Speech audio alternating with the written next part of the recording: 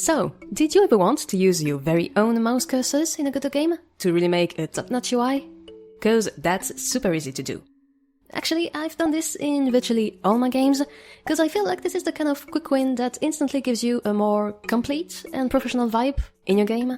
For players, it really feels like you've taken the time to take care of all of your interface and you've done your best to keep the game's atmosphere everywhere possible. Okay, so how exactly do you do that in a Godot project? Well, suppose that you've imported some cursor images in your project. Those are really cool sprites by Kenny, but of course you can, and probably should, make your own to really fit the vibe of your game. So usually small images, something like 32 by 32 or 64 by 64 pixels is good for cursors, and obviously you'll want those to be PNGs with transparent backgrounds.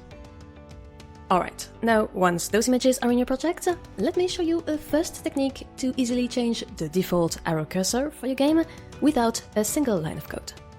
For that, all you have to do is open up the project settings panel and go to the mouse cursor section. Here you can pick your custom arrow cursor image. And well, here you go. If you run the game now, you'll see that your default arrow cursor has been replaced by a custom sprite. But of course, this only works for the arrow cursor, so it's a bit limiting if you want to also show some items are clickable with a pointing hand cursor, for example.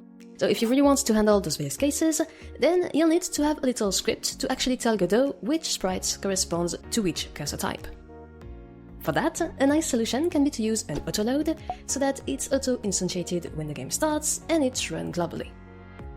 So let's say that we go to our project files and create a new script called, for example, cursor manager. We can leave it to inherit from the base node type, and we'll put the following code inside it.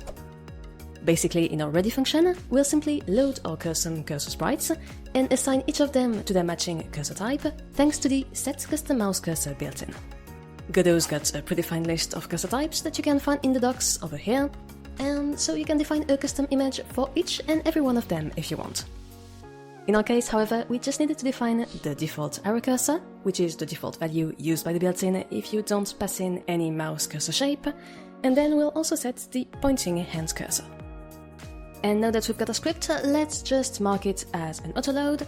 So we'll go back to the editor, we'll open up the project settings panel, go to the globals tab, and go select our script in the project assets to add it as a new autoload in the project. Next up, let's make sure we actually have an element in our game that uses this pointing hand cursor. A very common use case is when you have a UI with a button inside, like this one. In that case, to show that it's interactable and clickable, you'll probably want to go to its inspector, scroll to the mouse section, and over here, set its mouse cursor shape to be pointing hand. And actually that's all you need. If you rerun the game, you'll see that now we have our default arrow mouse cursor over here, but as soon as we hover the button in our UI, the cursor switches to our custom pointing hand sprite. Okay, now to wrap up this tutorial, I want to show you one last little thing, and that's how to change the cursor when you hover a trigger area. Typically, in our case, an area 3D. So I've added an area 3D node to my scene, along with a collision shape 3D chat node. You can see them over here. And my goal will be to show some question mark or help cursor whenever my mouse hovers this zone in the scene. Now, the zone itself will remain invisible, since area nodes don't have any visuals, but it can be a great way to show some special hints or important zone in your environment. Alright, first off, let's import our new image. Here I'll take another cursor from Kenny's pack with this help symbol on the side, and drag it to my cursors folder alongside the other two. Then, of course, we need to update our cursor manager to define this new image as the custom sprite for the help cursor in our game. And finally, we needed to catch the mouse entering or exiting our area 3D to properly change our cursor. To do this, let's simply attach a new script on the area 3D node with the following code. As you can see in here, I'm just hooking up the mouse entered and mouse exited signals of my area 3D to custom callback functions, and in those functions I use another built-in set default cursor shape to tell Godot that as long as my mouse is over this zone, we should use the help cursor instead of the arrow cursor by default. Of course, if like me you've got a UI on top of your scene, you'll need to make sure that this UI doesn't block any mouse input for your area. For example, right now, my base UI margin container, so this node over here, actually catches and stops mouse events from going all the way to the 3D scene and the 3D area. And that's even though it's invisible. To fix this, I need to select my UI node, go to its mouse section, and change the mouse filter mode to ignore.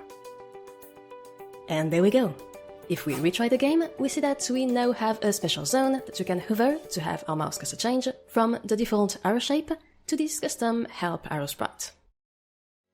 So that's it.